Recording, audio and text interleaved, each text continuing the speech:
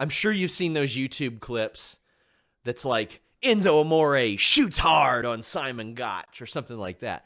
I like to do the Yes. opposite. I like to ask Okay. people to shoot softly and say Okay. nice things about the people that they've worked with, or maybe people they know. And you know what? I'll focus on the Australian scene. So I hope I don't ask you to say anything nice about people you have beef with. Beef. Okay. Okay. We'll see So who you ask. yes, I'll start with someone who just profiled the Australian scene for Fightful magazine, and Yes. I have trouble pronouncing her name, Shaza McKenzie. Oh, okay. To shoot softly, she's someone that is she's always trying hard to get out there and be seen. Yeah, yeah, and Yeah. and that's about the only nice thing there is to say about Shaza. So we'll leave it there. I love that girl. She's wonderful. You mentioned the inspiration. Just talk to Yes. them at WrestleCade. They're working Impact. You're working Impact. Yeah. I'm a big fan of Inspiration. Both Jess and Cass are lovely people, but my soft shoot on them they are maybe the funniest girls in the business. They are so funny to be around. It So makes me happy. quick-witted. Yes, very, very quick-witted.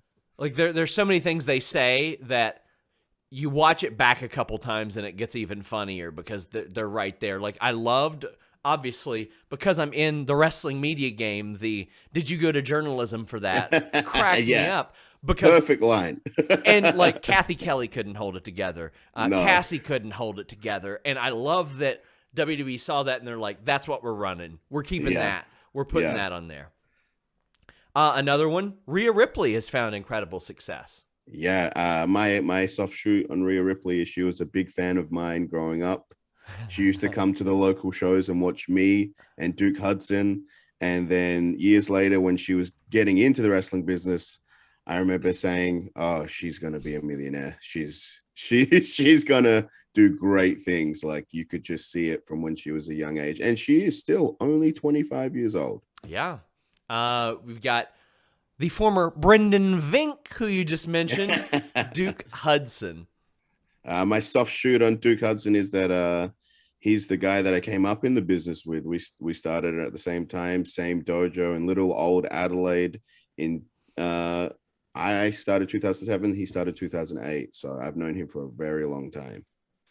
I had mentioned Buddy Murphy earlier. Now goes by Buddy Matthews. He's also killing it right now. Yeah, I think Buddy is underrated. His in-ring work is so great, and also he looks like an action figure. He does. Yeah, He I went really to the does. I went to the gym with him, and I'm one of those guys. Like when I go to the gym, people are usually shocked because I lift a lot of heavy weights. Yeah. But him, it's the different thing. I see people looking at him because his arms are maybe the size of watermelons, and he looks like an action figure walking around. He does. He really does.